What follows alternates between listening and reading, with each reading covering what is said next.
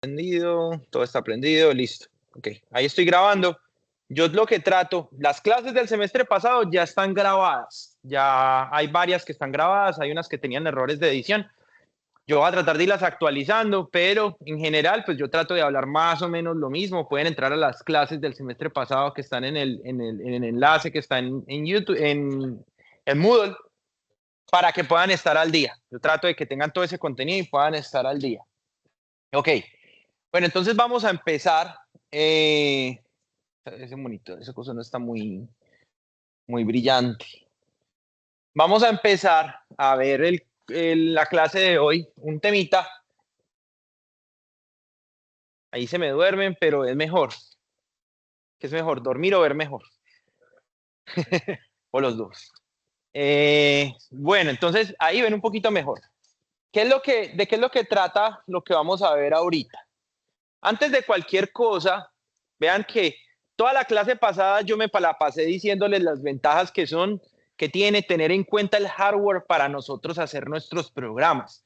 Tener en cuenta el hardware significa que nosotros vamos a mejorar nuestro rendimiento. De la misma manera como cuando les pregunté que ustedes guiar estándar y guiar automático, uno de los dos pues mejora como el rendimiento, tal vez si estamos en cuestas, si yo quiero andar más rápido, etcétera, me va a cambiar el rendimiento dependiendo del tipo de transmisión que yo use en el carro. De la misma manera, si yo soy consciente del hardware, yo puedo mejorar el rendimiento. Sin embargo, el rendimiento puede ser dado de miles de maneras diferentes. Hay muchos estándares para medir el rendimiento de una CPU. Para nosotros empezar el curso, primero tenemos que tener en cuenta cómo vamos a medir el rendimiento. Y eso es lo que vamos a ver en la clase de hoy. Además de un par de slides de introducción del curso, pues de los cómputos que se hacen, que se llama abstractions. Abstractions, una abstracción es lograr hacer que algo muy complicado lo ponemos en términos simples. ¿Sí? Ahorita algo tan complicado como ver la arquitectura dentro de una computadora, la podemos ir ocultando en capas hasta que llegamos a algo tan sencillo como Python o esos programados que son ahorita en bloquecitos y todo sencillo. Pues la abstracción nos lleva hasta el nivel más bajo que viene siendo ya pues el transistor y todo eso prácticamente allá abajo. No voy a entrar mucho en detalles en estas partes que habla sobre la revolución de las computadoras, que habla sobre la importancia de las computadoras, porque ya hablamos demasiado de esa parte. Yo realmente de lo más importante, y es que aquí pues trata de cubrir diferentes tipos de computadoras, que estamos las computadoras de PC, computadoras de servidor, que son las que ustedes ven ya con procesadores muy diferentes que ya no se consiguen pues en una tienda normal, ya los necesitaríamos tener ya en un data center como son ahora, y ya hay computadoras que van cambiando, ya hay computadoras que son exclusivamente dedicadas para almacenar datos y punto, como los NAS, los NIS, y computadoras dedicadas exclusivamente para hacer cómputos como tal, que es ya hemos hablado de los data centers, que son los aceleradores de hardware, que son las GPUs. Tenemos supercomputadoras y tenemos embedded computers. Embedded computers, esos son los que a mí más me gustan. Algunos de ustedes han escuchado lo que son las Raspberry Pi. Ustedes han escuchado las Raspberry Pi, esos ahorita son muy populares. Arduino también muchos lo han escuchado, ¿sí? Aquí a la universidad viene mucho Texas Instruments y ellos usan unos que se llaman el MST430, que es algo parecido al Arduino. Entonces, todo ese tipo de cosas que son embebidas, computadoras embebidas, son, además de tener el procesadorcito que vamos a aprender a usar, viene con todos bueno, aquí le dicen periferales, pero realmente se dice periféricos, con todos los periféricos que están alrededor del procesador, todos los convertidores analógico a digital, módulos de Ethernet, módulos de Bluetooth, todos los módulos que ustedes le puedan poner a ese procesador, lo hacen en un chip llamado microcontrolador y ya podemos hablar de embedded computers, viene como todo compacto ahí, viene en el chip, una tarjeta de desarrollo bien pequeña. Es la que a mí más me gusta. Una de las que, por ejemplo, más estamos usando ahorita son las que vienen de Nvidia, que son las Jetson Nano. Hoy, ayer estábamos abriendo una precisamente que estaba teniendo problemas y tiene un procesador AMD relativamente grande, póngale de pulgada por pulgada, que eso para un integrado es muy grande. Y encima viene un bloque como un ladrillo así que viene siendo la Jetson Nano, que es la que viene la GPU, que es la que prácticamente es la ALU, la unidad aritmético lógica, la que tiene más capacidad que uno la pone, y ahora mi procesador AMD tiene la capacidad de hacer un producto matricial mucho más rápido. Solamente le pide el servicio a ese dispositivo que está conectado. Yo le mando estos números, le digo multiplique y él a vuelta de 10 ciclos de reloj me devuelve el producto matricial bien chévere, escrito directamente en memoria. Esas son las grandes ventajas de ese tipo de elementos. Vamos a seguir aquí. Vamos a ver qué les puedo poner yo acá. Esto como lo pongo en pantalla gigante. Vamos a ponerlo en full screen. Ok, una de las cosas más importantes para los que ven allá atrás, si vemos acá, después del PC, y eso que esto está un poquito viejo, la presentación del curso graduado que tengo hace la extrapolación de esto, cabal 2023, pero realmente el cómputo para las tablets se ha mantenido muy estable y eso es real, eso realmente va aumentando, esto no es así tan horizontal, pero va subiendo un poquito, pero en este caso las PCs van subiendo de a poquitos porque pues la gente siempre tiene las mismas demandas. ¿Qué es lo que hace que el PC necesite más recursos? Que van inventando Windows 12, 13, 14, 15 y eso va requiriendo pues más recursos para poderlo correr. Ahora mi ventanita aparece en 3D dando vueltas, eso necesita más cosas. Cuando hablamos acá de smartphones, véanlo como va aumentando, eso sí ya viene exponencial y eso viene pues ya botándolo completamente. Y en la tabla que yo tengo, el curso graduado que me faltó actualizarla aquí, tiene la parte de Embedded Computers que está exponencial completamente. Ahorita es lo que se está trabajando, porque ahorita hay un concepto que se llama Edge Computing. Y Edge Computing es hacer redes neuronales en el punto en donde lo quiero ejecutar. Si yo tengo aquí algo para medir ritmo cardíaco y sacar una conclusión de eso, el mismo dispositivo me saca la conclusión y no el sistema de nube. Y eso es lo que eso cae dentro de más o menos lo que llaman IoT, Internet of Things. Eso es lo que básicamente nos va ahí. Nosotros estamos hablando de la parte de cloud computing, eso es otro curso, eso no vamos a tocar eso, no me interesa mucho, salvo la parte de los cache, que es la memoria que vamos a ver a final de curso. Y muy importante que ustedes traten de, vamos a hacer zoom acá, traten de no subestimar cómo funciona el hardware. Esto aquí que ustedes ven es como ciertos niveles, ciertas cosas importantes. Hay más tipos de dispositivos aparte de eso, ustedes lo pueden inventar, así como hay platos en el mundo, hay tipos de procesamiento, de procesadores. Ustedes conocen este que es el CPU, ya lo conocen muy bien, es la que usamos, compramos AMD, compramos Intel, compramos lo que sea. Se usa para correr secuencialmente las instrucciones. La instrucción tiene que leerse los registros, tiene que cargarse, tiene que ejecutarse, tiene que guardarse de memoria de vuelta y volverse a mandar en la RAM. Muchos pasos, lo que hace la CPU. Como la CPU necesita tantas cosas, tantos pasos para poder realizar una operación, imagínense, por ejemplo, una matriz de 5x5. Si yo tengo una matriz de 5x5, primero tengo que cargar los 10 datos que necesito multiplicar, cargarlos en memoria RAM. Es lo primero que se necesita hacer. Después de cargarlos en memoria RAM, vamos a verlo más adelante, tengo que cargarlos en los registros de propósito general para que puedan ser utilizados por la unidad aritmético lógica, multiplicarse uno a uno, guardarse otra vez el resultado, después ese resultado sumarlo a otra multiplicación y eso son, ya llegamos a 100 o 200 operaciones solo para una matriz para dos vectores de 5x5. En cuyo lugar, para eso existe lo que llaman las GPUs, TPUs, básicamente estas dos y las NPU. Este relojito tiene una NPU que es más chiquitica, más de propósito específico, etc. La GPU viene por unidad de procesamiento gráfico, ¿sí? Es el tataranieto de lo que ustedes van a ver en el Nintendo que yo les mencioné, que era la PPU, Picture Processing Unit. Y cuando nosotros hablamos ya en GPU, en gráficos en 3D, ustedes pueden pensar que, por ejemplo, para ustedes ver si tienen un cubo y ustedes lo van a rotar en 3D en un juego, la rotación como tal es una multiplicación vectorial de 3 dimensiones. Y para ustedes poder hacer eso, entonces ya saben, primero con primero, más primero con segunda, más primero con tercero. Entonces ustedes tienen que hacer esa cantidad de productos solo para rotar el cubo. Por eso existió esa necesidad. Por eso ya las plataformas de videojuegos fueron requiriendo ese hardware. Ya se puede trabajar en modelos muy grandes. Yo puedo coger para la GPU desde el procesador, cargo en RAM, Le digo a la GPU, necesito que esto que está en estas direcciones me lo multiplique. El GPU lo multiplica y le dice, se lo guardé aquí. Y va y mira y se encontró su resultado como el pan que sale del horno. TPU es muy parecido, pero entonces ya trabajamos específicamente operaciones que tienen que ver con tensores. Tensores es otra forma, yo creo que es lo mismo. Últimamente yo he visto que es como lo mismo, pero es una forma como la gente de Computer Science inventó para hablar de vectores que van cambiando a través del tiempo, que son lo que llaman tensores. Una voz, una palabra, ¿cómo les digo yo? Un streaming de datos de voz. Eso es un tensor y el tensor se usa y se opera como bloque. Básicamente eso es lo que se habla. Por eso la palabra el TensorFlow, algunos que lo han escuchado, que es un entorno de programación de Machine Learning. Y en el fondo lo que tenemos es una FPGA, Field Programmable Gate Array. Es más o menos eso. En arquitectura 1 ustedes vieron las memorias ROM que se podían utilizar para hacer truth tables. Eso es el uso principal que se hace con muchas memorias ROM, se usan para eso.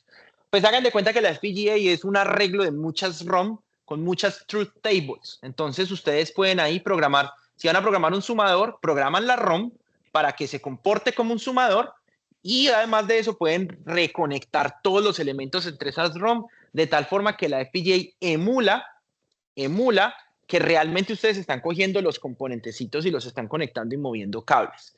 ¿Por qué lo emula? Porque el hardware ocurre concurrentemente. En hardware, cuando ustedes programan una FPGA y ustedes suman, restan y multiplican, no es secuencial, todo pasa al tiempo. Es otro paradigma súper diferente de programación. No existe la secuencialidad. Cuando ustedes programan FPGA, ustedes lo que hacen es que conectan señales, no igualan variables. Es diferente, es otra, como les decía yo la otra vez, es otro sector del cerebro que uno se tiene que rascar porque es diferente. Es raro al principio entender cómo funciona.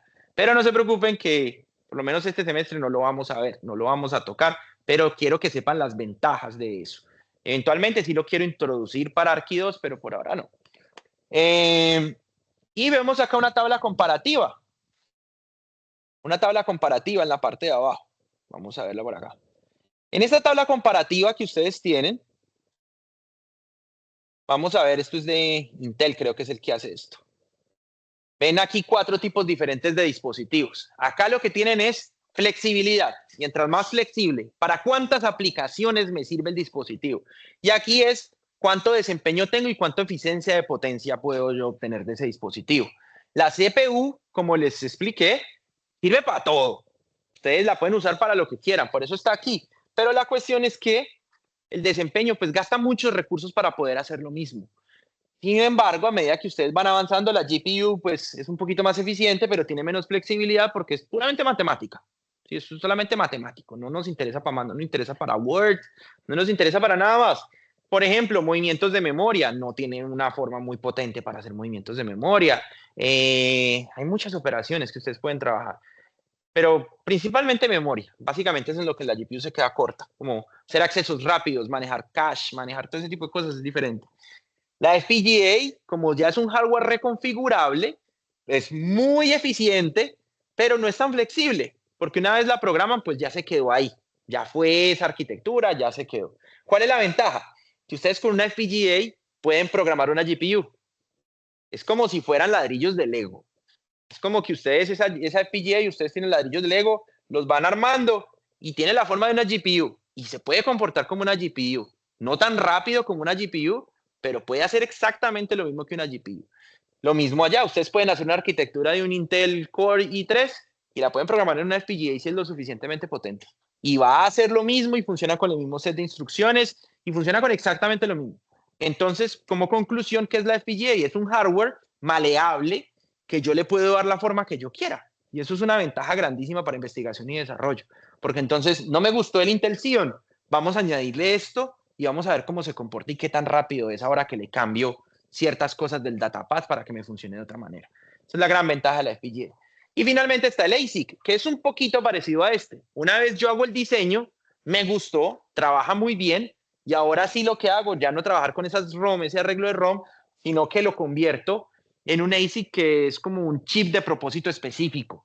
Esas compuertas que yo le digo a la FPGA que deba tener, ahora sí realmente son transistores. Y realmente ya cuando lo mandan a fabricar, Ya el chip hace eso y punto. Ya ahí murieron, mientras que la FPGA es reconfigurable.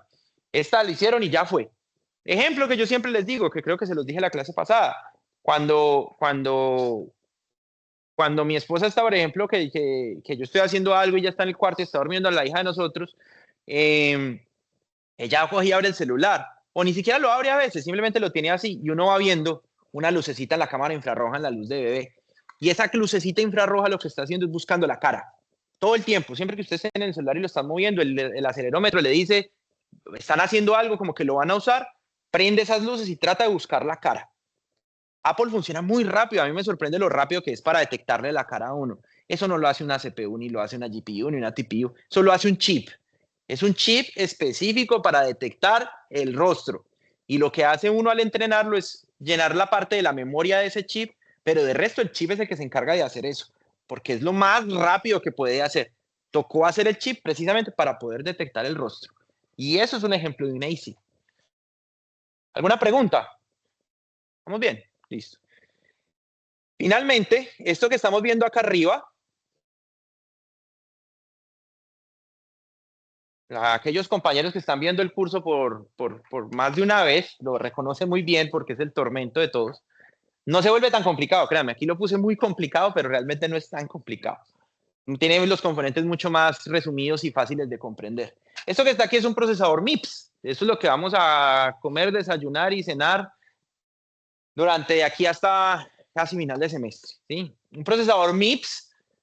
Estos son muchos cables porque esto es simplemente una simulación. No debería tener tanto cable, pero solamente importan ciertas áreas. Aquí estos bloquecitos que están aquí son la memoria ROM, que es la memoria de programa. Este bloquecito que está aquí son los registros de propósito general, que son 32, que es donde él puede como guardar temporalmente las cosas mientras opera. Este simbolito de aquí ustedes ya lo conocen, se llama una ALU, una unidad aritmético lógica.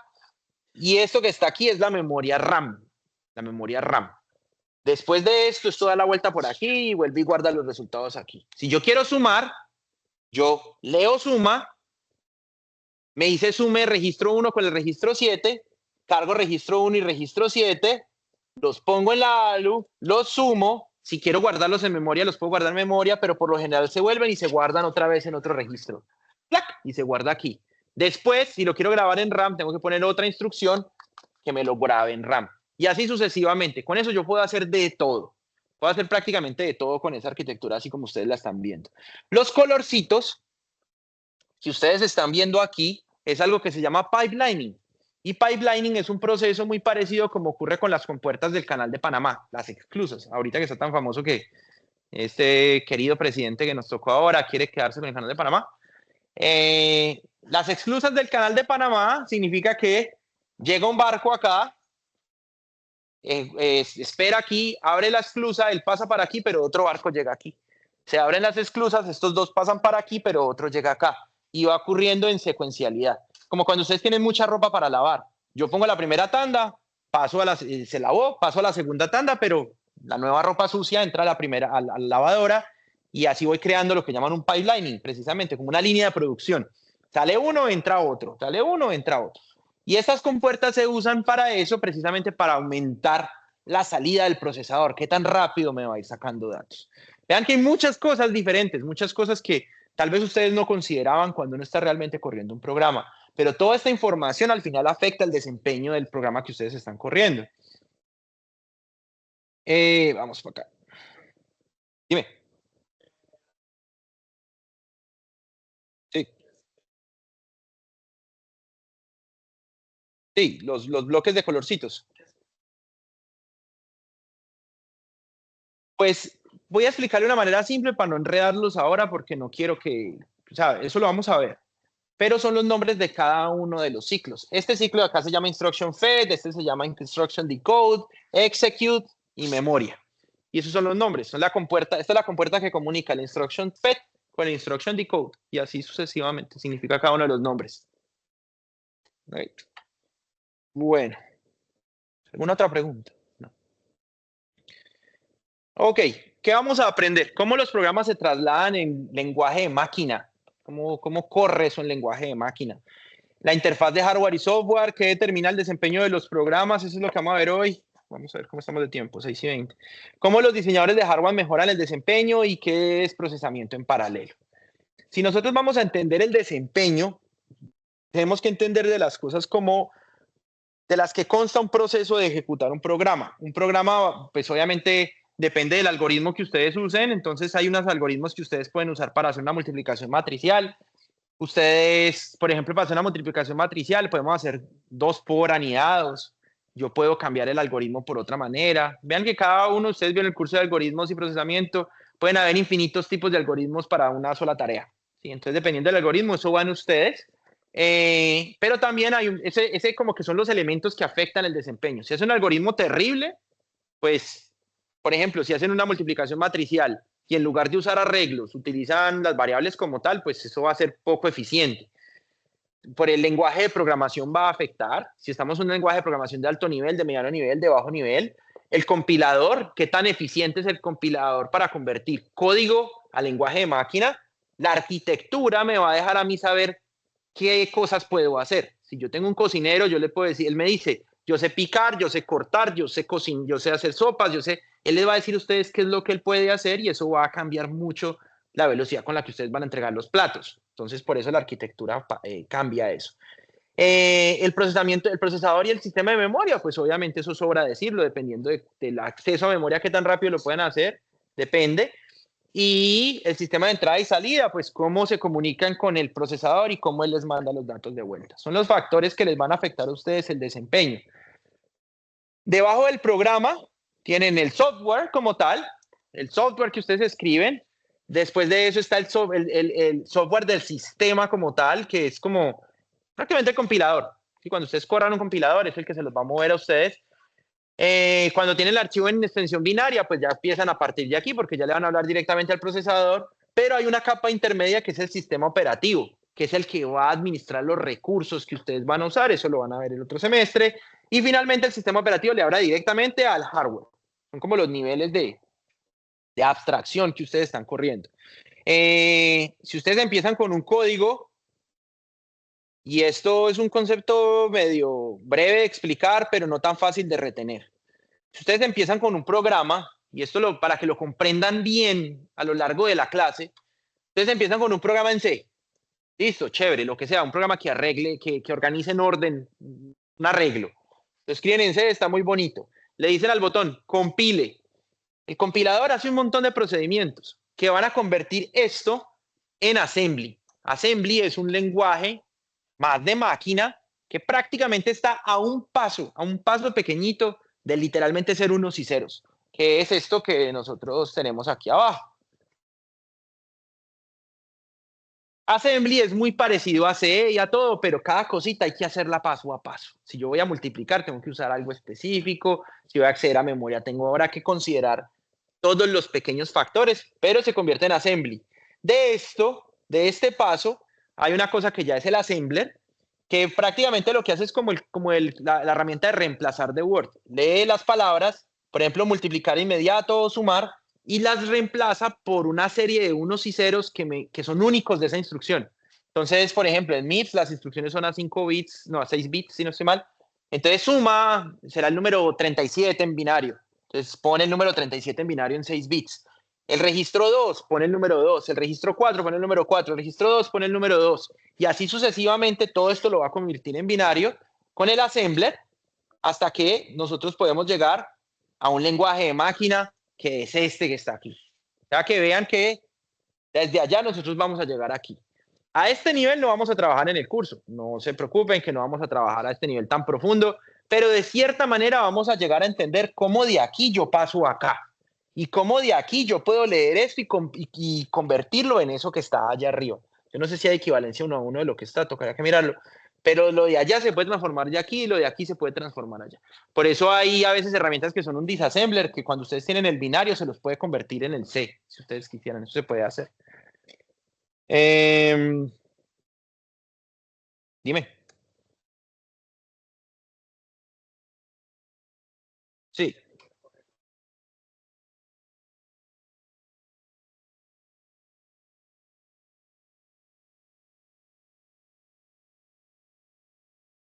¿Cuál es tu nombre, perdón? Miguel. Lo que Miguel pregunta es que si yo tengo dos procesadores diferentes, qué sé yo, no, el Intercore no sirve el 7, el 9 y el 5 porque tienen prácticamente el mismo set de instrucciones. Si tengo un procesador AMD 64 y un procesador Intel 64, y yo hago este programa en C, aquí arriba, ese programa en C, cuando yo le digo compilar, ahí el compilador tiene que tener la noción del procesador al que le va a hablar, porque estas instrucciones son propias del procesador al que yo le voy a poner. Entonces, en este paso aquí ya toca que empezar a traducir dependiendo del idioma al que le quiera hablar. AMD tiene un set de instrucciones e Intel tiene otro set de instrucciones. Y aquí en este paso ya es donde tiene que tener en cuenta el procesador. Porque ya de aquí para abajo simplemente una herramienta bien básica que es convertir esto a binario. Aquí ya cuando esto ya se le hizo para el propósito de ese procesador. Eh, un procesador en general,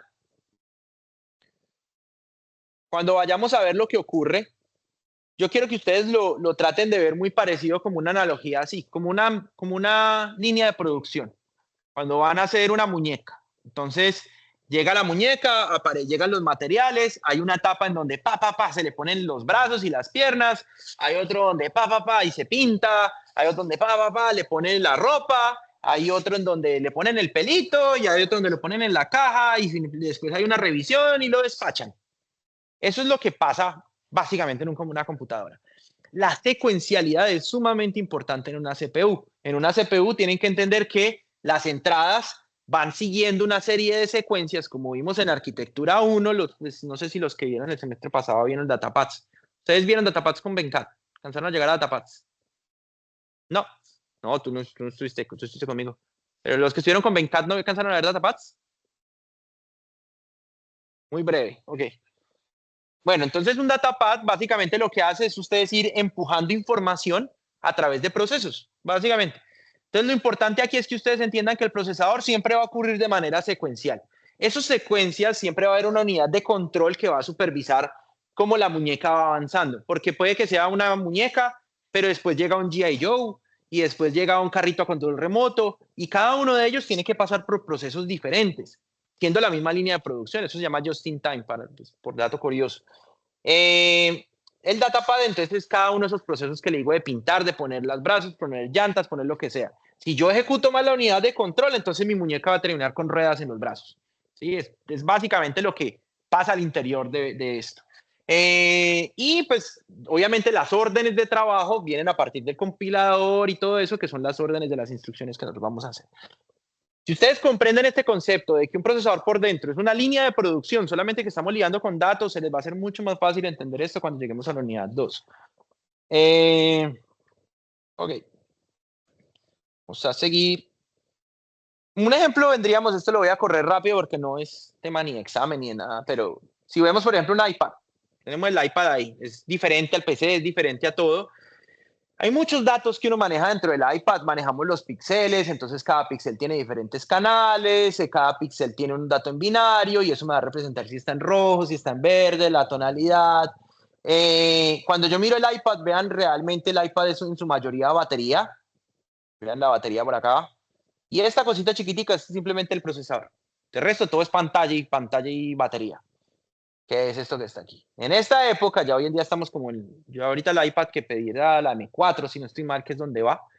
Este es el procesador A5 y todos los periféricos que ustedes pueden encontrar ahí.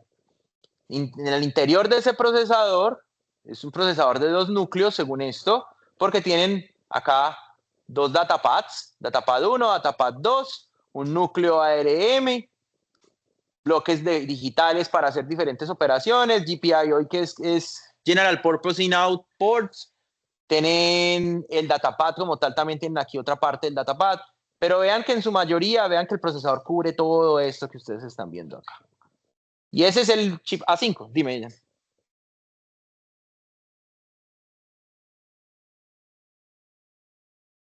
Sí.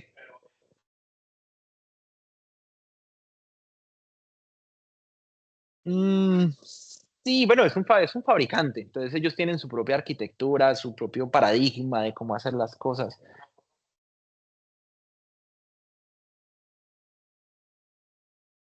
Vamos a ver en este curso específicamente dos arquitecturas. Una arquitectura de 8 bits, que es la arquitectura del 6502, que es el Nintendo, porque si yo les llego a tirar a ustedes un Intel Core i7 en esta clase, yo creo que me vuelvo famoso en notazo. Entonces, yo no quiero eso.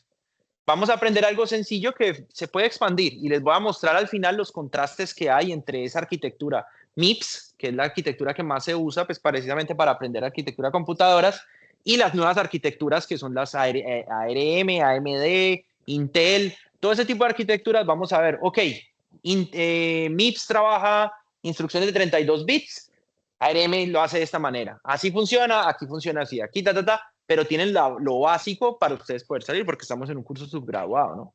Entonces, vamos a hacerlo hasta MIPS 32. Esa es la arquitectura que vamos a ver, que es el dibujo que les mostré arriba por allá. Sí, sí, 32 bits, una arquitectura de 32 bits significa que cada instrucción tiene un ancho de 32 bits.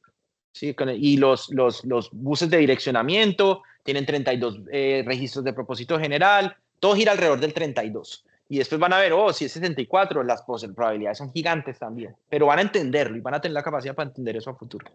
¿Okay?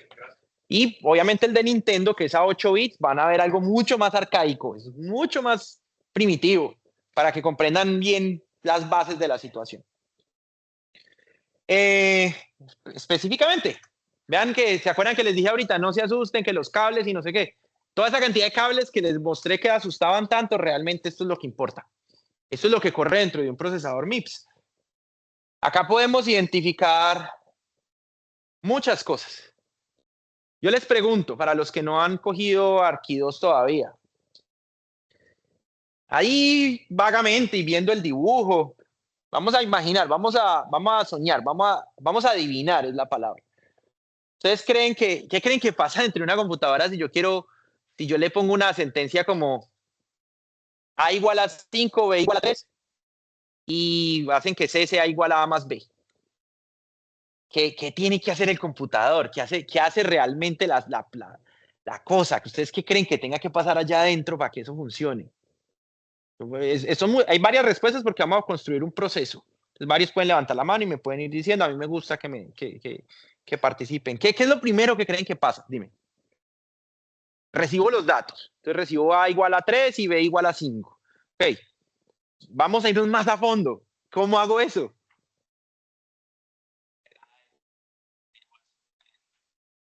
En memoria. ¿En qué memoria? En una ROM. La ROM no se puede reescribir, entonces tiene que ser una RAM. Ok, pero hay un problema, entonces aquí comenzamos a entender cosas. Ese bloquecito que se llama ALU, que está en la mitad, que es como un triangulito cortado en las puntas, que está entre los dos cuadrados. Ese bloquecito que se llama ALU, que está ahí, ese bloquecito solamente me recibe como entrada, que es el que suma, solo me recibe como entrada todo lo que salga del bloque cuadrado de la izquierda, que son los registros, y solo me recibe también, vean que hay una flecha abajo que dice Sign Extend para los de atrás. Tengo yo por aquí un apuntador, les puedo mostrar. Vamos a, vamos a sacar esto por acá, este que está aquí.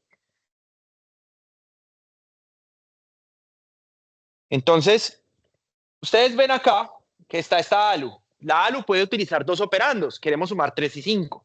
Si yo tengo 3 y 5 acá, ALU solo puede recibir cosas que vengan de este bloque cuadrado, si ustedes se fijan, la suma, o me puede recibir, esto aquí es un MUX. Ustedes todos tienen que saber a este punto lo que es un MUX. Si no, estamos mal. O sea, hay que revisar para atrás, porque los MUX es lo que más vamos a usar aquí en esta parte del datapad. Este MUX me permite a mí escoger entre arriba o abajo. Sign Extend es extensión de signo, se supone que lo vieron en Arquivo también. Extensión de signo, entonces pueden coger el dato para sumar desde aquí, desde este cable, o desde este cable. Por cable me refiero a un bus de 32 bits, ahí vienen 32 bits, ¿ok? Entonces tengo que cargar, volviendo a lo que estaban diciendo, en dos registros tengo que cargar el 3 y tengo que cargar el 5. Si yo lo cargo en RAM, la RAM, veanla dónde está. Vean la RAM aquí. ¿Me sirve o no me sirve? No me sirve, porque la RAM no tiene comunicación directa con la ALU. Entonces, ¿dónde tengo que guardar los datos? Tengo que guardar en los registros. Todo procesador viene con una cantidad de registros de propósito general El de Nintendo tiene 3 registros, tristemente, pero el de MIPS tiene 32 registros. ¿Sí? Entonces, yo dentro de esta parte tengo una memoria que me graba 32 registros de 32 bits, que ahí voy a grabar 3 y voy a grabar 5. Eso es lo primero que yo necesito hacer, grabar 3 y grabar 5. ¿Qué diferencia hay entonces, me preguntaría yo, que hay entre los registros y la RAM? ¿Qué creen ustedes? Primera pregunta, en tamaño, ¿quién es más grande? La RAM. Muy bien. ¿Quién es más rápida? Los registros. ¿Por qué es más rápido los registros? No es porque esté más pegado o más cerca de la ALU. Realmente acceder a un dato en los registros es más rápido. ¿Por qué? Dime.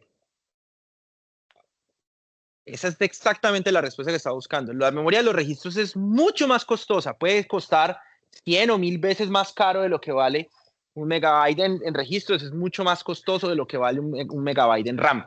Por eso una computadora tiene registros, tiene cache, que es la memoria cache que tiene local el procesador, tiene RAM y tiene el hard drive o el solid state drive. Tiene todos esos niveles de memoria y esos tipos diferentes. Es porque yo no puedo usar memorias caras para hacer todo. Mi computadora va a ser muy rápida, pero va a costar un montón. Dime.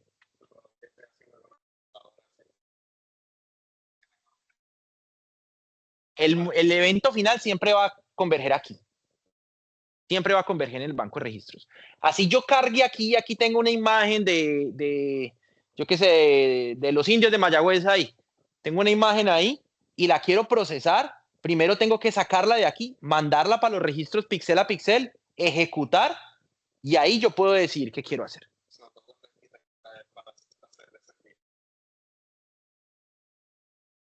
Un poquito más, pero casi sí.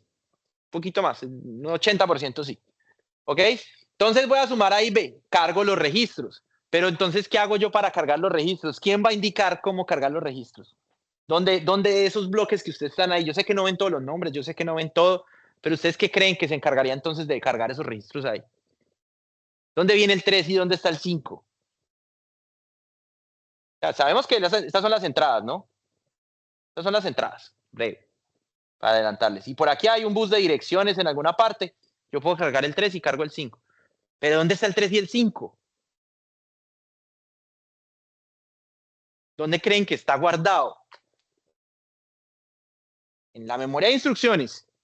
Hay una memoria aparte, que es la memoria de instrucciones, que prácticamente es una ROM. Esa no se necesita grabar nunca, modificar nunca. Esta es la memoria de instrucciones. Ahí yo grabo mi programa. Obviamente no es un chip, pueden haber muchos programas ahí grabados, pero ahí viene mi programita. Mi programita que va a sumar simplemente lo pongo aquí, lo pongo aquí.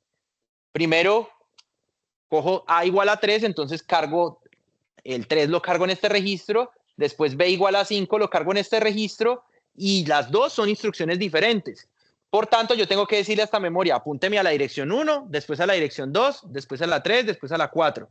Para eso hay una cosa que se llama contador de programa, que él me va llevando el paso de la instrucción que yo voy haciendo. Entonces ahí rápido, si yo hago una subrutina, en este caso una función o lo que sea que ustedes están acostumbrados, básicamente lo que hago es modificar el contador de programa. Ya no me apunta a la dirección 1000, sino a la 7000, que ya me hace otra cosa. Dime.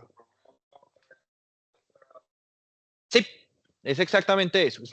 Es un pointer que me va a decir cuál es la próxima instrucción que va a correr. Por eso vean que aquí arriba hay un sumador. Si yo quiero hacer un branch, un salto, una subrutina, y quiero ahora saltar a la subrutina de multiplicar, pues modifico el PC con multiplicar y ahí me da. Ah, bueno, esa parte no está aquí en esta arquitectura. Esta parte que está aquí lo que hace es que me aumenta cada vez más 4 y me va aumentando el contador de programa. Después vamos a ver por qué es el más 4. Y finalmente pues está la RAM, que esa no la va a mencionar mucho. Simplemente hay instrucciones que graban o leen de la RAM. Punto. ¿Ok? Entonces vean que muchas cosas ocurren ahí solamente para hacer una suma.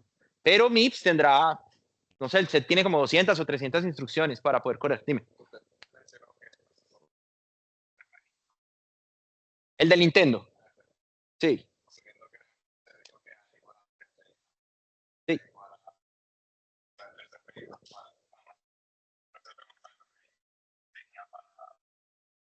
Pues es lo mismo que como cuando tienes una bolsa. Entonces, y solamente puedes, y tienes una mano. Tú tienes una bolsa de supermercado y tú tienes que meter 4 naranjas. Pues una de las formas es que si aquí tienes 32, tienes 32 brazos. Entonces tú con cada uno de los 32 brazos puedes coger las 4 naranjas y al tiempo las metes en la bolsa, ¿cierto? Chévere. Pero como solamente en Nintendo tienes tan poquito, aquí está ocupado para tener la bolsa, pues pones una y vas acumulando. 3 más 4, 7, lo grabo en un registro temporal. Luego 7 más 3, 10, lo grabo en un registro temporal. 10 más tanto, entonces te toca que trabajar con memoria a corto plazo.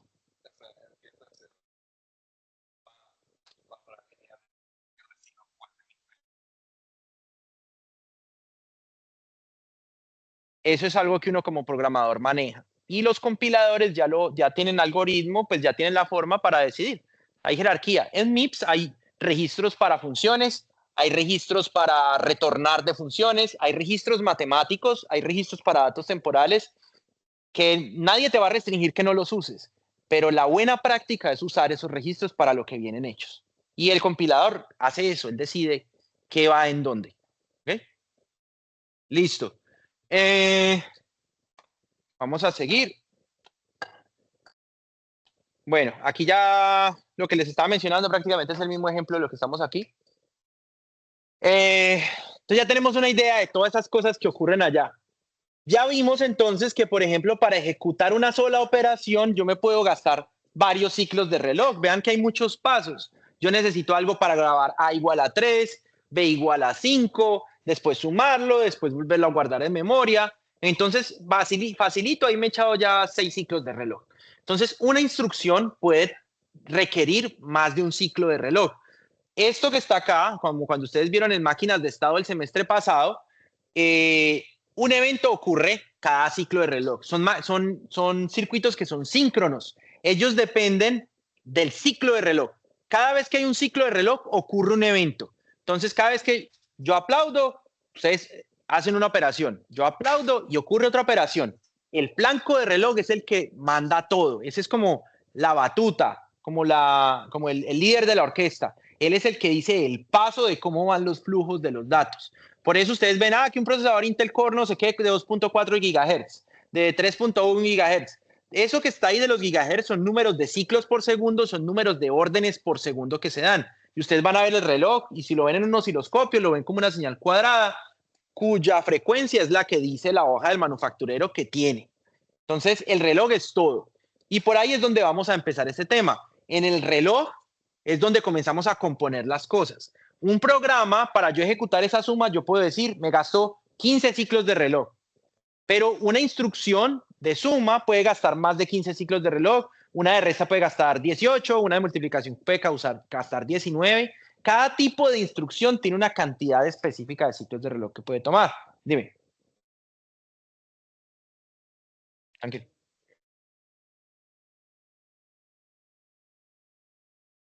Sí, eso es súper importante, pero, espérate, yo reviso una cosa que me vino a la cabeza antes de yo continuar, que yo no vaya a cometer el error. Sí, estamos grabando.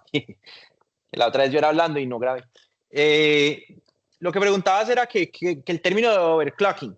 Ahí viene una anécdota que me contaba. Yo tengo un compañero de muy pequeñito, pues desde los 6 años yo estudio con él. Y él hizo acá el doctorado conmigo y todo. Y él ahora está trabajando en Intel y trabaja en pruebas. Entonces, él comenzó a trabajar con pruebas en la sección de Intel Core. Entonces, tenían que probar Intel Core i3, i5 y van probándole instrucciones. Casualmente, y dato curioso, el benchmark que más usan para ver el rendimiento del procesador es Fortnite. Ellos corren Fortnite y van mirando el desempeño del procesador ante una función en Fortnite que esté corriendo todo el tiempo.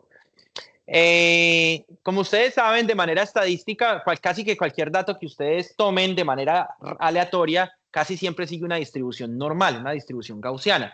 ¿Sí? Entonces, si yo fabrico unos chips, yo le hago pruebas. Entonces, yo pongo un reloj a una frecuencia bajita y después a una muy alta y voy a hacer una operación y en el momento en que 5 más 5 sea 7, es porque ya hay un problema dentro. Aparecen capacitancias, inductancias, parasíticas, ruido, etcétera, que me dañan el desempeño del procesador. Entonces ahí yo paro. Y entonces digo, este procesador me aguanta de tantos gigahertz a tantos gigahertz.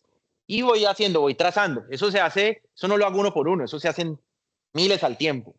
Esa curva yo la voy trazando y voy mirando. Este lote me dio que la curva para el I5 es aquí y este lote, digamos, me dio ahí, entonces listo, I5, bien, los que se dañaron, los votos, los que no funcionaron para nada. Si este de I5 se me corre un poquito a la izquierda, o sea, es más lento, no me aguanta tanta frecuencia como yo esperaría del I5, realmente no lo voto, realmente lo llamo I3, ¿ok? Si es más rápido porque por algo aleatorio de la máquina lograron hacer que funcionara más rápido, lo voy a llamar un i7. Eso pasa, no lo votan, esa gente no vota nada.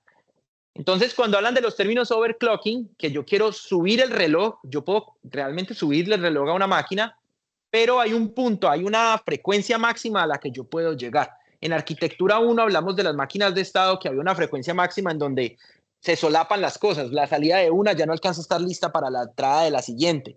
Y cuando ese solapio ocurre, comienza a aparecer ruido en los cómputos. Y ahí 5 más 5 se vuelve 7. Y ya ahí no se puede.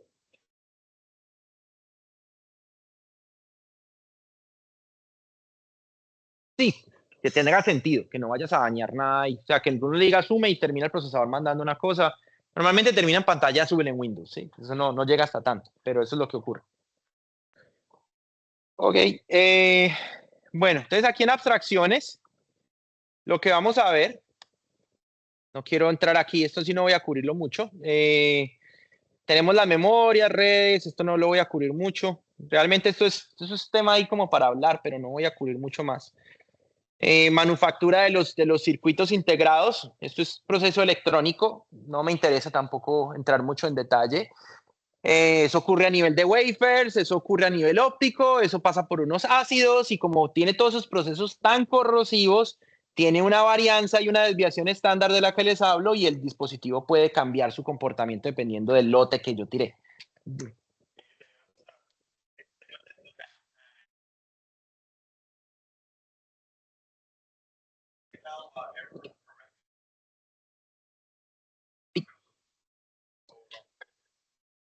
Creo que ya lo tocamos en archivo, no, si no estoy mal, trabajamos, ¿cómo es que se llama esto? El tema del último examen, se volvió el nombre. Hamming, gracias. La detección de Hamming, uno usa mucho eso, pero eso es a nivel de memoria. A partir de allá, ya técnicas más avanzadas, no lo vamos a cubrir para MIPS. ¿Okay? Listo. El wafer, ¿cómo se ve? ¿Cuánto cuesta? Tampoco me interesa. ¿Cómo vamos a definir el desempeño? Esto simplemente son tablas que nosotros vamos a ver, por ejemplo, diferentes aviones. Un Boeing 777, 747 puede tener mayor capacidad para almacenar, para llevar pasajeros, pero puede ser más lento, pero puede ser mejor en millas por hora y etcétera. O sea, cada cosa, no hay forma de decir qué es mejor que qué. Yo, por ejemplo, a mí no me pueden decir, no es que usted es mejor que su mamá. Yo, uy, ¿cómo así? Pero, o sea, obviamente nunca en nada voy a ser mejor que ella, pero dicen, usted es mejor que su mamá. Entonces yo le digo, pero ¿cómo no? Pues mi mamá cocina mejor que yo. Ah, bueno, ella es mejor cocinando. Mi mamá es mejor alegando para que le devuelvan el dinero por algo que le salió dañado. A mí me da vergüenza, entonces mi mamá sí va y alega y le devuelven la plata y hasta le invitan a comer. Pero para correr de aquí hasta la rectoría, pues yo soy mejor que mi mamá. ¿Sí? Hay diferentes evaluaciones de desempeño que yo puedo tener, no hay solo una y los procesadores funcionan de la misma manera. Ejemplo, ¿cuánto me demora en ejecutar un programa? Segundo, ¿cuánta energía gasto? Tercero, ¿cuántas operaciones ejecuto? Son factores que son diametralmente opuestos, que cada uno es un grado de libertad que yo puedo usar para un dispositivo. Si yo quiero ver el desempeño, aquí ya empezamos a ver un poquito la cosa, si yo quiero evaluar el desempeño, yo puedo definir el desempeño como uno sobre el tiempo de ejecución. Si mi procesador se demoró 1 minuto en hacer, bueno, 2 minutos en hacer algo, entonces mi desempeño es 0.5. Y así, o sea, hasta ahí lo fácil. Mido cuánto tardó, uno dividió eso y ya fue. Si quiero saber que un procesador X es más fácil que Y, simplemente divido X entre Y o divido el tiempo de ejecución de Y entre X. Si, por ejemplo, Y se demoró 5 segundos y X se demoró 2 segundos, entonces N me va a dar 2.5 porque los divido los dos y me va a decir entonces que X es 2.5 veces más rápido que Y. Esto siempre cae en los exámenes, siempre. ¿Cuánto es más rápido un procesador que otro? ¿Sí? ¿Cuánto es más rápido? Simplemente es comparar los tiempos, no es nada complicado. Este tema no es nada del otro mundo, pero siempre hay que tener un poquito de cuidado. Ahí está el ejemplo, lo que les estaba mencionando, tiempo tomado para correr un programa. Y vamos a ir a hacerlo un poquito como más elaborado. Si nosotros hablamos de elapsed time, el tiempo como tal es hacer la operación de suma, pero todo lo que tome, desde que yo presioné Enter, el sistema operativo hizo, llegó, mandó a pantalla, me mostró todo, cosas que no me interesan, hay mucho adicional ahí que yo no necesito ver. Este no lo vamos a usar mucho, vamos a usar el CPU time, que es el tiempo específico desde que la CPU recibió la orden y la tuvo lista. CPU time es el que más vamos a ver nosotros en esta unidad. Este examen va a tener dos partes, va a ser más o menos un 20%, 30% de este tema de desempeño y un 70-80% de programación en Assembly. Entonces de todas maneras yo les voy a pasar los ejercicios y ustedes lo van a poder realizar, no hay ningún problema. Hablábamos de la parte del reloj. De la parte del reloj, nosotros tenemos acá un reloj que me va midiendo a mí cada cuánto yo voy ejecutando una tarea. Cuando yo tengo un flanco de reloj, mi datapad se comienza a ejecutar. A veces no tarda todo esto, a veces puede tardar menos, puede tardar un poquito más, pero tiene que estar listo el dato antes de que llegue el nuevo flanco. Si yo pido sume o hago una operación, tiene que estar listo antes de que llegue al final para que no haya conflicto, porque si se demoró más, esto ya comienza a leer ruido y comienza a trabajar mal. Entonces tiene que estar antes. Y además de eso, pues gasta un tiempo en actualizar los estados. Por eso tiene que estar listo el dato pues un poquito antes. La clave de esto, lo que les estoy diciendo es que recuerden que el reloj es el que marca el paso del procesador, es el que les va diciendo cómo él va realizando las cosas, como los remeros, los de los remos. Hay alguien que les va diciendo reme, reme, reme. Si él sube o los vikingos que le pegaban al tambor, así, es la misma cosa. Eso se usa para manejar el ritmo de cómo van ocurriendo las operaciones. Necesitan tener un poquito claro, aquí sí y aprovecho y les menciono, en los exámenes ustedes pueden sacar un bate, que es una página en blanco, como las que usan para impresión. La pueden llenar por lado y lado y la pueden llenar con lo que quieran, excepto ejercicios ya resueltos de lo que yo les pasé. ¿Ok? No pueden tener ejercicios resueltos, pero la pueden llenar con lo que quieran. Entonces, yo les recomiendo que esta parte de los prefijos de picos, nanos, megas, milis, todo eso, hay muchos que no se acuerdan. Entonces, si quieren, grábenlo para que tengan una noción. Eso es importante.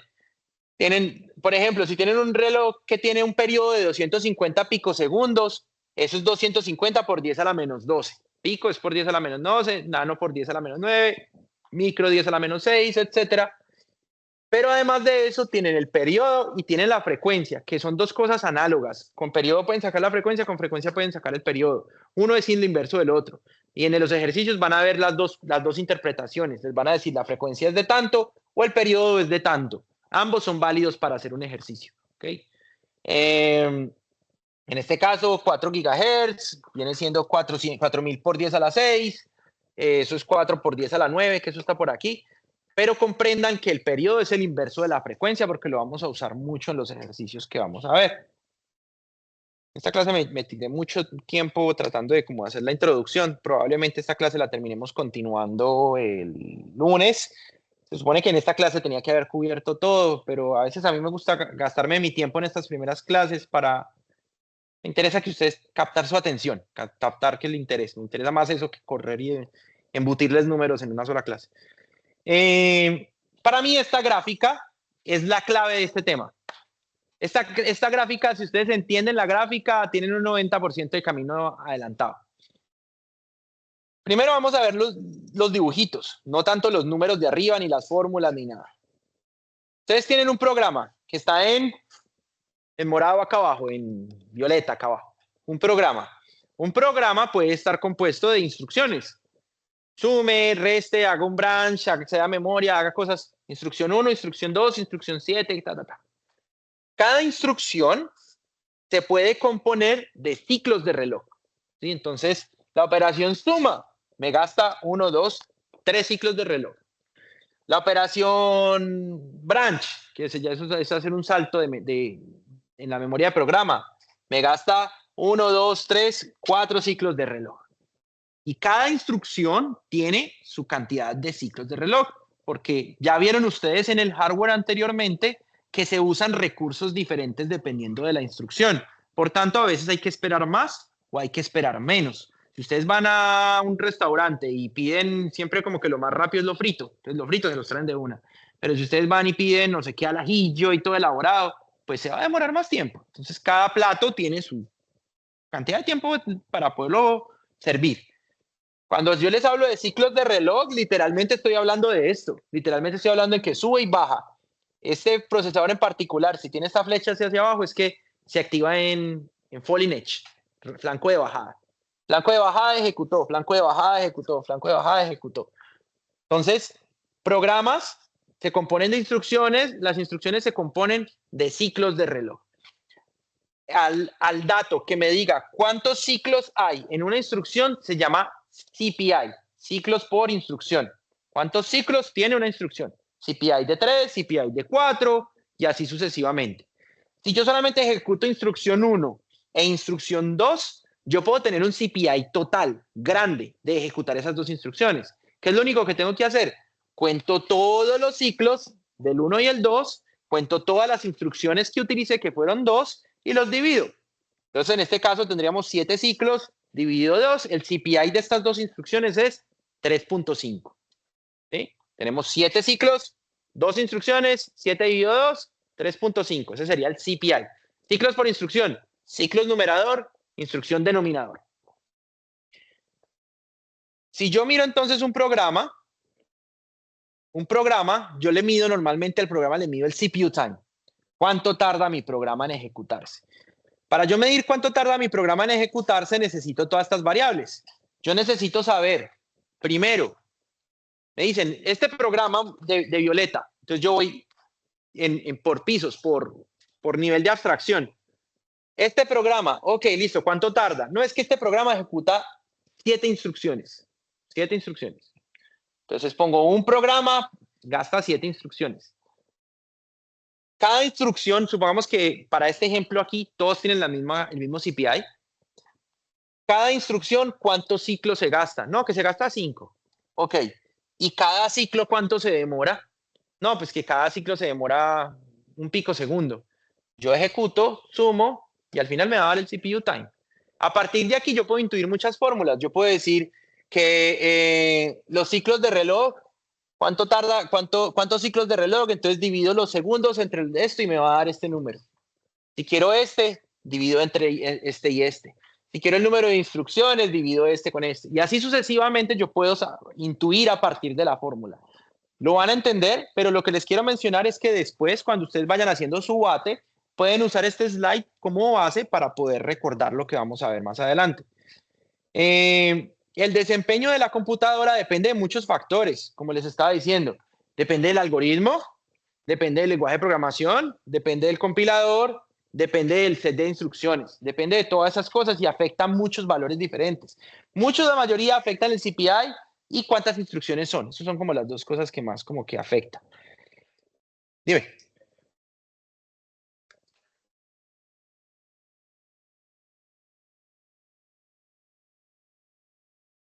Sí, correcto. Ahorita vamos a ver la fórmula completa. Ese no pasa nada. O sea, lo vamos a ver.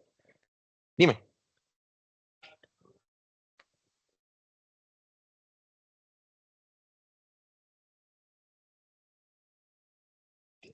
¿Cómo se ve una instrucción? Una instrucción es hacer una muñeca. ¿Cómo se ve una instrucción? Ver a la muñeca. ¿Cómo una instrucción es algo que ocurre a través del tiempo? Es un proceso. No es, o sea, bueno, la instrucción como tal, la orden, si son en MIP, son 32 unos y ceros. Y suma me va a representar unos bits, el registro A me va a representar unos bits, otros bits, y yo armo la palabra. Cuando yo la meto en el procesador, él me ejecuta el procedimiento y me va a obtener el resultado que sería la muñeca. ¿Sí? Pero la orden como tal de cómo hacer la muñeca Eso es que lo que dice, hágame la muñeca, es la instrucción. Y la instrucción es, estas cosas están grabadas en memoria ROM como una serie de instrucciones de 32 bits, una debajo de la otra, y va a ser instrucción 1, instrucción 2, instrucción 3, instrucción 4. Pero a pesar de que eso toman 32 bits, no tiene nada que ver con el CPI ni nada. Ahí no hay como una relación directa entre eso. Una cosa es cómo la almaceno en memoria y otra cosa es cómo la proceso. ¿Sí? ¿Queda claro?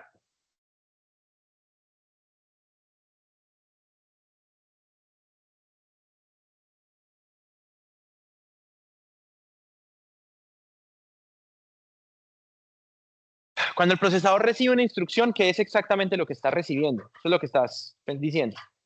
Bueno, pues a ver si con esto te respondo lo que tienes en mente.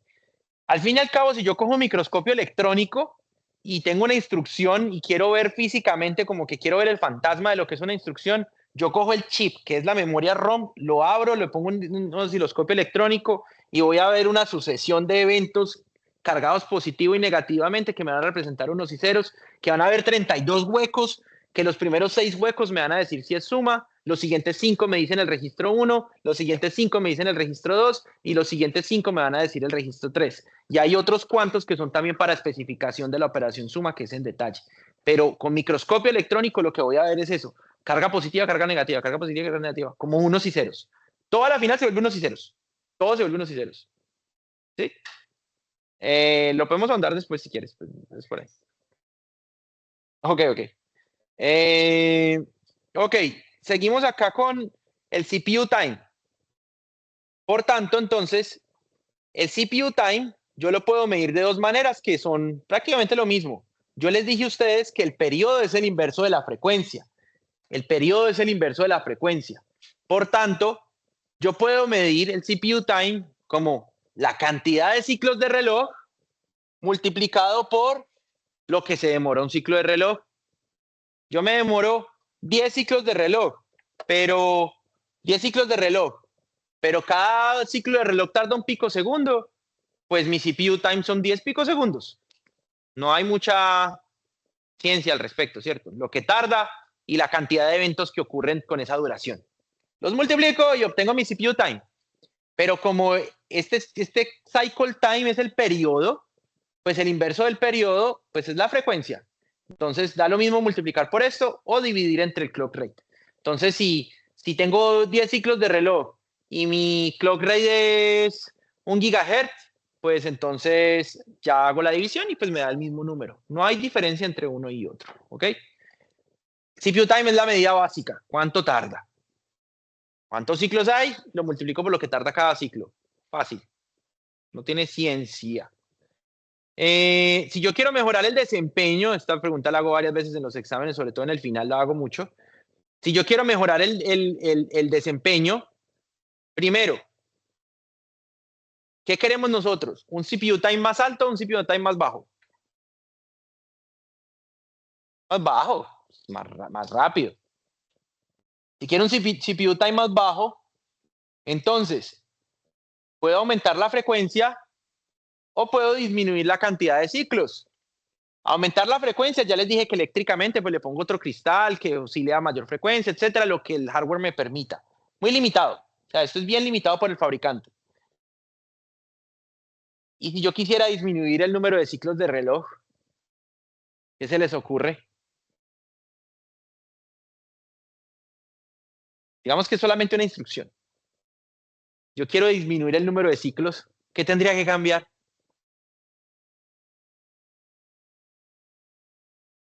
Si las dos respuestas son correctas, tiene que cambiar la arquitectura.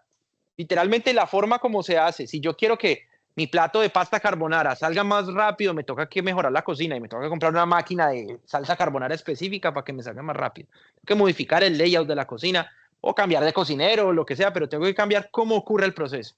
Entonces, ambos son relativamente complejos de cambiar, ¿sí? Entonces, ahí tengo muy poco rango yo para trabajar. Eh, ok, empezar con algo sencillo. Vamos a empezar con algo sencillo. Tengo la computadora A, tiene un reloj de 2 GHz y 10 segundos de CPU time. Vamos a, no voy a hacerlo, ya estamos por terminar, lo voy a hacer así. Igual yo en la próxima clase, yo creo que va a empezar por aquí. Tengo el CPU time de la computadora A, 2 GHz y un 10 segundos de CPU time. Ok, solamente viendo la primera oración y veamos la fórmula arriba. Tengo cuánto tengo de frecuencia y tengo cuánto tengo de CPU time. Tengo CPU time y tengo cuánto tengo de clock rate. ¿Qué variable me falta? El clock rate ya lo tenemos. Porque el cycle time me va a dar el inverso del clock rate. Entonces nos faltan la cantidad de ciclos. ¿Sí? Eso es lo único que me falta como de ahí, es lo que no me quisieron dar. Y el ejercicio dice, diseño la computadora B, ¿sí? Con base en la A. Entonces yo quiero mejorar el desempeño de A y ahora voy a hacer la computadora B. Y quiero bajar el CPU time de 10 segundos, quiero bajarlo a 6. Y entonces ya ustedes vieron, yo puedo aumentar el reloj o puedo bajar el número de ciclos de reloj. Como el programa es el mismo, vamos a asumir que no puedo cambiar la cantidad de ciclos. Sí, la cantidad de ciclos quedó fija. Entonces, yo quiero 6 segundos de CPU time. Listo, está bien. Yo puedo hacerlo. Puedo aumentar el reloj. Pero al aumentar yo el reloj, ¿qué me pasó? Tuve un problema y me incrementó la cantidad de ciclos por 1.2. ¿Por qué? Porque digamos que el 20% de lo que ejecutó mal, por ejemplo. Entonces ahora tengo que demorarme 20% más. Entonces, el hecho de yo aumentar la frecuencia de reloj me dañó la cantidad de ciclos por 1.2. ¿Sí? Entonces, vean que para este ejercicio, y eso es como los típicos ejercicios de física y eso que todos odiamos muchas veces, pero simplemente es ver qué datos tengo y qué fórmulas tengo. En este momento solo tenemos una fórmula, que es la del CPU time, que es igual al número de ciclos multiplicado por el cycle time o dividido entre el clock rate. Tengo ya cuánto es el CPU time, tengo cuánto es la frecuencia inicial y tengo todo. Entonces, básicamente, esto se los voy a mostrar así por encima porque ya lo voy a hacer con el iPad la próxima clase a mano. Les voy a mostrar cómo es la respuesta y ya con eso terminamos por hoy. Si yo tengo el clock rate de B, ahorita es porque ya vamos a terminar y ya literalmente me da pereza cambiar el iPad y tengo que grabar la pantalla del iPad y todo, si nos faltan 3 minutos de clase. Pero eso lo voy a volver a explicar. Tenemos que el clock rate de B, que es lo que nos está preguntando el ejercicio, ¿qué tan rápido debe ser el reloj de B? El clock rate de B es los ciclos de B dividido el CPU time de B, despejando, ¿sí? Despejando la fórmula. Tenemos el CPU time de B porque el ejercicio nos lo dio, 6 segundos. Y los ciclos de B, eso es lo que no tenemos. Eso les pregunté al principio, ¿qué no tenemos? Pero sí sabemos que los ciclos de reloj de B, como dice acá, es 1.2 los ciclos de reloj de A. Véanlo acá muy bien. Acá arriba dice, si cambio el reloj, tengo que renunciar y tengo que es 1.2 veces los ciclos de A. Entonces, 1.2 veces los ciclos de A dividido el CPU time que yo quiero, me da este dato que está aquí. Pero todavía no tengo los ciclos de A. Entonces, simplemente saco los ciclos de A de la fórmula que ya tengo. Los ciclos de A de la fórmula que ya tengo, lo obtengo con CPU time por el clock rate, multiplico, me da 20 y ahora reemplazo en la fórmula. Multiplico, resto, divido y etcétera y me da 4 GHz. Los 4 GHz es a lo que yo tuviera que aumentar el reloj de B para poder tener un CPU time de 6 segundos con 1.2 veces más ciclos de reloj. No se preocupen de nuevo, el ejercicio lo vamos a repetir el lunes, lo primero que voy a hacer cuando empecemos la clase, y lo vamos a hacer a mano, para que lo puedan entender un poquito mejor. Solamente quería dejarles esto como para que queden con la idea pendiente. Y ya terminamos por hoy.